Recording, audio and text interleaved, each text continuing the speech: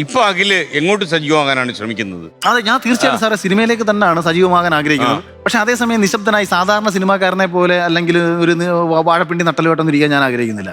ഞാൻ ഈ സമൂഹത്തിലാണ് ജീവിക്കുന്നത്. ഇവിടെ നടക്കുന്ന തെറ്റുകൾക്കെതിരെ ഞാൻ പ്രതികരിച്ചുകൊണ്ടിരിക്കും. അതിന്റെ പേരിൽ ഇനി എന്റെ ലൈഫ് അങ്ങ് ഇല്ലാതാവുന്ന ഇങ്ങനെ അല്ല, സിനിമയിലെ അഖിലേ നമുക്ക് അങ്ങനെ ഒരുപാട് സത്യങ്ങളൊക്കെ പറയാൻ പറ്റുമോ സിനിമയിൽ പോയാൽ? അല്ല, അങ്ങനെ വേറെ ലോകമാണല്ലോ. അല്ല, സിനിമയ്ക്കുള്ളിൽ പറയാന്നുള്ളതല്ല ഞാൻ പറഞ്ഞത്. സിനിമയ്ക്ക് അതെ, പുറത്തെ വിഷയങ്ങൾ. ഇപ്പൊ ഒരു പൊളിറ്റിക്കൽ അഭിപ്രായം, ഇപ്പൊ നമ്മള് സാധാരണ നമ്മളെ രാഷ്ട്രീയ പാർട്ടികളെല്ലാം ഭയങ്കര മത സ്വാതന്ത്ര്യം, സമത്വം, ജനാധിപത്യം ഒക്കെ പറയും.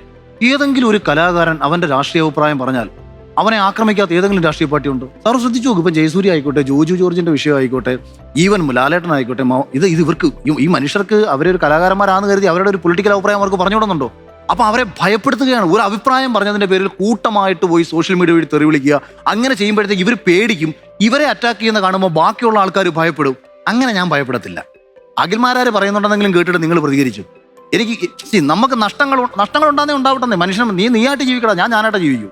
അല്ല, അഖില് ഏതെങ്കിലും അപ്രിയമായ സത്യം പറഞ്ഞതിന്റെ പേരിലെ കയ്യാങ്കളിയിലേക്ക് വല്ലതും പോയിട്ടുണ്ടോ? ആരെങ്കിലും തല്ലാൻ വരിക? ഇല്ല, എനിക്ക് പണ്ട് രാഷ്ട്രീയ പ്രവർത്തനം നടത്തിയ സമയത്ത് അടി ഉണ്ടായിട്ടുണ്ട്. ഞാനും കേസിൽ പ്രതിയായിട്ടുണ്ട്. നമ്മളെ തലയടിച്ച് പൊട്ടിച്ചിട്ടുണ്ട്. അങ്ങനെയൊക്കെയുള്ള പ്രശ്നങ്ങൾ പൊളിറ്റിക്കൽ അന്ന് ഞാൻ ലൈംലൈറ്റിൽ നിന്ന സമയത്തുണ്ടായിട്ടുണ്ട്. ഇപ്പോഴെന്ന് പറഞ്ഞാൽ ഭീഷണികളേ ഉള്ളൂ. ഭീഷണി നടക്കത്തില്ല.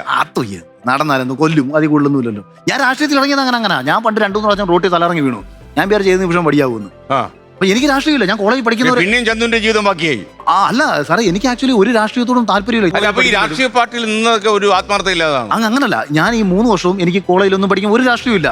ഞാൻ ഈ സിനിമ പരിപാടിയായിട്ട് കൊല്ലം ഫാത്തിമ കോളേജ്. അപ്പൊ ഞാൻ അത് കഴിഞ്ഞിട്ട് ഈ സിനിമ പരിപാടി 2013 സിനിമയായിട്ട് ഇങ്ങനെ നടക്കുക. ഇങ്ങനെ നടക്കുന്ന സമയത്താണ് ഞാൻ ഈ റോഡിൽ 2-3 പ്രാവശ്യം തലയിറങ്ങി വീഴുന്നത്. അപ്പൊ ഞാൻ കരുതി ഞാൻ ഏത് നിമിഷവും പടിയാവും.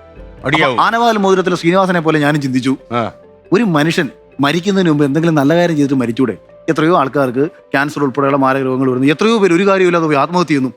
മരണം നമ്മുടെ മുന്നിൽ സുരക്ഷിതമെന്ന് നമുക്ക് തോന്നിയാൽ ആ ബാക്കിയുള്ള സമയം കൊണ്ട് ചെയ്യാൻ പറ്റുന്ന മാക്സിമം നല്ല കാര്യങ്ങൾ ചെയ്യുക, മരിക്കുക. അതിലും വലിയ സന്തോഷം വരില്ല. അപ്പം ഞാനും വിചാരിച്ചു ഞാനും പടിയാവും. അപ്പം ഏറ്റവും നല്ല പരിപാടി എന്തെങ്കിലും ചെയ്യണമെങ്കിൽ രാഷ്ട്രീയ സിനിമയൊക്കെ ചെയ്താൽ വ്യക്തിപരമായിട്ടുള്ള നേട്ടമാണ് ചിന്തിക്കുന്നത്. വ്യക്തിപരമായ നേട്ടം വേണ്ട, നാട്ടുകാർക്ക് വേണ്ടി പ്രവർത്തിക്കാം. അങ്ങനെയാണ് രാഷ്ട്രീയത്തിൽ ഇറങ്ങാനുള്ള ധൈര്യം വരുന്നത്. അപ്പൊ ആര് നമ്മൾ ചെന്നേറുന്ന പാർട്ടിക്ക് നമ്മളെ താങ്ങാൻ പറ്റിയോ? അല്ല, ഈ കോൺഗ്രസിലാകുമ്പോ ഒരു ഗുണം എന്തെന്ന് വെച്ചാൽ നമുക്ക് അവിടുത്തെ KPC പ്രസിഡന്റിനെ വിമർശിക്കാം, രാഹുൽ ഗാന്ധി വിമർശിക്കാം. ഒരു കുഴപ്പമില്ല. ഒരുവൻ അവനായി നിന്നുകൊണ്ട് ഏതെങ്കിലും ഒരു രാഷ്ട്രീയ പാർട്ടി പ്രവർത്തിക്കാൻ പറ്റുമെങ്കിൽ അത് കോൺഗ്രസിലേ പറ്റൂ. വേറെ ഒരു പാർട്ടിയിലും പറ്റത്തില്ല. അവരുടെ കേഡർ സ്വഭാവം കാരണം അത് പറ്റില്ല. അപ്പൊ എന്റെ ചിന്ത, എന്നെ ഒരുത്തം കാല് തല്ലി ഓടിക്കുമെന്ന് പറഞ്ഞുകൊണ്ട് വന്നാൽ ഓടിച്ചോ, ഇവിടെ മരിക്കാതിരിക്കുന്ന നീ എന്തുകൂടെ എന്റെ കാല് തല്ലി ഓടിക്കുമെന്ന് പേടിപ്പിക്കുന്നത്? തല്ലി ഓടിക്കടേ. അതായിരുന്നു ആറ്റിറ്റ്യൂഡ്. അതുകൊണ്ട് ആ ആറ്റിറ്റ്യൂഡ് ഇന്നും കീപ്പ് ചെയ്യും. ഈ കോൺഗ്രസിൽ നിന്ന് പിന്നെ നേരെ എങ്ങോട്ട് പോയി? കോൺഗ്രസിൽ ഞാൻ വളരെ സജീവമാണ്. ഉമ്മൻചാണ്ടി സാറുമായിട്ടൊക്കെ വളരെ വ്യക്തിബന്ധവും പേഴ്സണൽ അടുപ്പമൊക്കെ ഉണ്ടായിരുന്നു. ഞാൻ അദ്ദേഹത്തിന് കവിതയൊക്കെ നേരിന്റെ നേരായ നേർവഴി കാട്ടിയോൻ, ശക്തിയായി സത്യത്തെ സഹചാരിയാക്കിയോൻ, ഇന്ന് നീ കേരള മുഖ്യനായി വാണിടും, ഭാരത നെറുകയിൽ നാളെ ചെന്നെത്തിടും, ഒപ്പം നടന്നവർ കൂടെ ചിരിച്ചവർ ഒറ്റപ്പെടുത്താൻ ശ്രമിച്ച നാളിൽ പിന്നെ ആരോപണത്തിന്റെ കൂരമ്പുകൾ കൊണ്ട് അങ്ങനെയൊക്കെ കവിതയൊക്കെ എടുത്ത് അദ്ദേഹം കിട്ടിയൊക്കെ ഉണ്ടായിരുന്നു. പക്ഷേ ഈ ഞാൻ പറഞ്ഞു, പാർട്ടി പ്രവർത്തിക്കുമ്പോൾ എല്ലാം പാർട്ടിയുടെ ഒരു അടിമയായിട്ടൊക്കെ വേണം നിൽക്കാൻ. ഞാനൊരു തെരഞ്ഞെടുപ്പ് വരുന്ന സമയത്ത് ഇന്നൊരാളെ മത്സരിപ്പിക്കുന്നതിനോട് എനിക്ക് യോജിപ്പില്ലെന്നും കോട്ടാത്തലയിൽ ബ്ലോക്ക് പഞ്ചായത്തിൽ അദ്ദേഹം വരാൻ പാടില്ല, അത് എന്റെ മാത്രമല്ല എൻ്റെ നാട്ടിലെ കോൺഗ്രസ്സുകാരുടെ മൊത്തത്തിലുള്ള താല്പര്യമായിരുന്നു. പക്ഷേ അദ്ദേഹത്തെ കൊണ്ടുവന്നേ പറ്റൂ എന്ന് സാമുദായിക സംഘടന നേതൃത്വത്തിൽ പറഞ്ഞപ്പോൾ സാമുദായിക സംഘടന അല്ല പാർട്ടിയുടെ കാര്യം തീരുമാനിക്കുന്നത്, പാർട്ടിയുടെ കാര്യം പാർട്ടി തീരുമാനിക്കണമെന്ന് പറഞ്ഞുകൊണ്ട് ഞാൻ ആ സംഘടനക്കെതിരെ പറഞ്ഞെന്നും പറഞ്ഞ് എന്നെ മാറ്റി നിർത്തണം. അപ്പൊ വാശിയായി. അപ്പൊ ഞാൻ സ്വതന്ത്രമായി മത്സരിച്ചു. ഞാൻ സ്വതന്ത്രമായി മത്സരിച്ചു. സ്വതന്ത്രമായി മത്സരിച്ചു. 1776 വോട്ടായിരുന്നു എനിക്ക് സ്വതന്ത്രമായി ബ്ലോക്ക് പഞ്ചായത്തിൽ. പാർട്ടിക്കെതിരെ എന്ന് വെച്ചാൽ, പക്ഷേ എന്റെ വോട്ടും പാർട്ടിയുടെ വോട്ടും കൂടെ കൂട്ടിയ ചരിത്രത്തിൽ 60 വർഷങ്ങൾക്ക് ഇപ്പുറം കോട്ടാത്തലയിൽ കോൺഗ്രസ് സ്ഥാനാർത്ഥി ജയിച്ചേനെ. കാര്യം പാർട്ടി വോട്ടുകളിലും അതിന് മുകളിൽ വോട്ട് അദ്ദേഹം പിടിച്ചു. കാര്യം 8 വാർഡിലെ വോട്ട് കൂട്ടുന്നതിനെക്കാട്ടിയും കൂടുതൽ പാർട്ടിക്ക് കിട്ടിയ വോട്ട് ബ്ലോക്കിൽ പുള്ളിക്ക് കിട്ടിയപ്പോൾ അതിന് മുകളിൽ 1700 വോട്ട് എനിക്കുണ്ടായിരുന്നു. അപ്പോൾ എനിക്ക് നിഷ്പക്ഷമായ ജനതയും മറ്റുള്ളവരൊക്കെ നമുക്ക് വോട്ട് ചെയ്തിട്ടുണ്ട്. അപ്പോൾ അങ്ങനെ ഒരു ഇമ്പാക്ട് നമ്മൾ ഉണ്ടാക്കി. പിന്നീട് പല പ്രാവശ്യം പാർട്ടിയിൽ തന്നെ തിരിച്ചു കയറാൻ വേണ്ടി ഞാൻ അപേക്ഷ കൊടുത്തു. പക്ഷേ പാർട്ടിക്ക് വേണ്ട. 1700 പ്രതിഭയെ അവർക്ക് താങ്ങാൻ പറ്റുന്നില്ല. അത് മഹാഭാഗ്യമായി കേട്ടോ. അത് ഭാഗ്യമായി. ഇല്ലെങ്കിൽ അത് കഴിഞ്ഞ് ഏത് പാർട്ടിയിലോട്ട് പോയി? ഈ അടുത്ത സമയത്ത് നമ്മുടെ ആസാമിലെ മുഖ്യമന്ത്രി പറഞ്ഞല്ലോ, രാഹുൽ ഗാന്ധി പോയി RSS പൊക്കോളാൻ പറഞ്ഞു, അദ്ദേഹത്തെ പോയി കാണാൻ പോയ സമയത്ത് എന്ന് പറഞ്ഞ ആസാം മുഖ്യമന്ത്രി ഈ അടുത്ത് ഹേമന്ത് വിശ്വാസ് പറഞ്ഞു.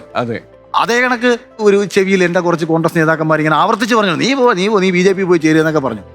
പിന്നെ നമുക്ക് ഞാൻ ഈ കോട്ടാത്തല എന്ന് പറയുന്ന പക്ക കമ്മ്യൂണിസ്റ്റിലാമോ? സാറ് പറഞ്ഞ രക്തസാക്ഷികളുടെ നാടാ.